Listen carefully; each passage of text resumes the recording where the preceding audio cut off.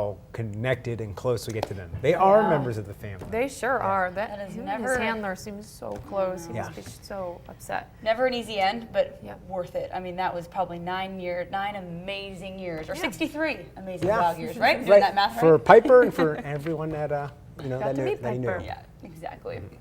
All right, wish I had better news on the weather front as far as snow in the mountains. I know we're kind of itching for it now, especially with Bogus Basin saying, hey, we need a little more to keep things up. It's amazing what grooming can do to a trail. Still, it's kind of nice to get up there, if you can, and get on some of those groomers. But we need some snow. Yeah, we Things are sure not looking do. so great. Northeast, they've had plenty of it, well more than they want. Here's what's left of that massive snowstorm that just barreled its way up the mid-Atlantic coastline all the way in through coastal New England. You see what's left of it, and it doesn't look like much. But again, this was a monster snowstorm slamming in to parts of New England, dumping up to 19 inches of snow. I think that's about the highest report I've seen so far this morning. So more than a foot and a half in some of the hardest hit spots. We also talk about record flooding in parts of Massachusetts. So dealing with high tides and different elements that you maybe wouldn't expect with a winter storm. Top that with the damaging wind gusts and now the brutal cold coming into play. And it seems like not just a 1-2 punch, maybe a 1-2-3-4 type punch. Now today, again, the story turns to the cold air that's filtering in. So that secondary Arctic blast we talked about earlier this week, now hitting hard. Wind chill warnings in effect for these areas in gray you see here on your screen. Wind chill values, meaning what it's going to feel like during the day, anywhere from 10 below to -45. And those are just temperatures. It's hard to even imagine. Wind chill advisories also in place along the mid-Atlantic too and over into parts of the Midwest. So a very chilly picture looking at what it currently feels like in a lot of these areas. Check this out. 19 below in good old Buffalo, Kelsey, 16 below in Chicago, 18 below in Indianapolis, and same for Pittsburgh there. Most areas feeling like sub-zero temperatures.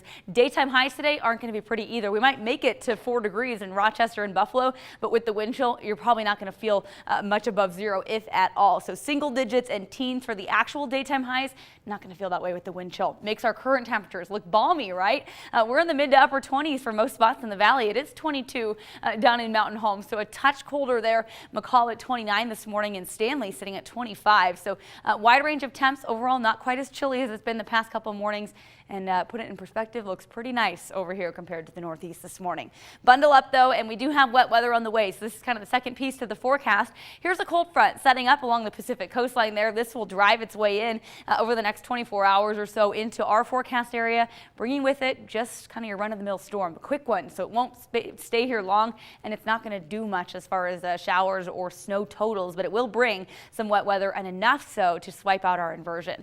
So we could see some of this roll through southeast Oregon this morning. We're already seeing evidence of some light rain showers, maybe pockets of a wintry mix or light freezing rain. Up in the mountains, I think we'll see the possibility of some snow showers earlier this morning into the early hours of the afternoon. They'll be light and pretty hit or miss. The bigger element of this comes into play for us late this evening into the overnight hours tonight and early tomorrow. So at times we could see moderate to heavy rainfall developing across southwestern Idaho. Up in the mountains, snow levels will start to lower as those temperatures drop overnight. So that's when we're looking at the snow to possibly accumulate. But again, it's just not much. I think as we fast forward into the early morning hours, even Saturday morning, we might be dry.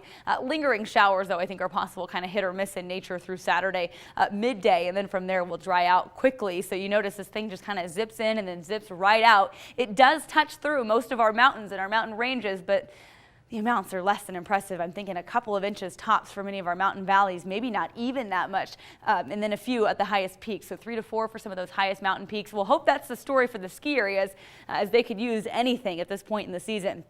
37 degrees for our daytime high today, so right about average for this time of the year. Aside from some of that patchy fog, especially out toward the western edge of the state, I think we'll just be a little hazy today again, mostly cloudy. Showers holding off until after that evening commute, so you should be good to go on your drive home, but watching for a little bit of rain later tonight. So hey, maybe the night to stay in and watch a movie. Low 30s out in Caldwell for daytime highs because of that inversion. A little bit thicker out there. Mid 30s for McCall this afternoon. We're in the upper 30s here, and then we'll stay in the upper 30s through the weekend, and really after tomorrow morning, I think we're dry for the weekend. Watching for another storm to move in on Tuesday, but even that one, it is several days out, but it's not looking like a monster storm. So we'll watch to see if it can bring any more good news for the ski areas, but fingers crossed. Okay, fingers crossed. If you have any good movie suggestions, let me know. I've been scanning way too long. I'm wanting to hear people